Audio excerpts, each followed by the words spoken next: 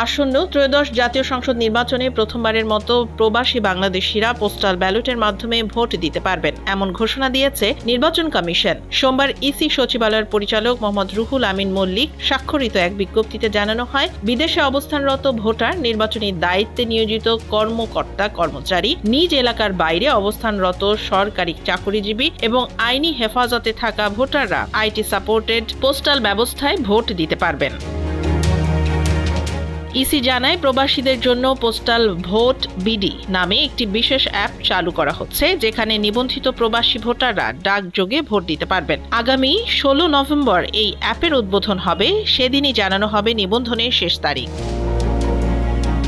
নির্বাচন কমিশনের সিনিয়র সচিব আখতার আহমেদ বলেন, এটি বাংলাদেশের নির্বাচনী ইতিহাসে এক নতুন অধ্যায়। প্রবাসীদের ভোটের অধিকার বাস্তবায়নের পথে এটি বড় পদক্ষেপ। ভোট সংক্রান্ত বিস্তারিত জানতে www.ecs.gov.bd ওয়েবসাইট ও ইসির ইউটিউব চ্যানেল @BangladeshECS অনুসরণ করতে অনুরোধ জানানো হয়েছে।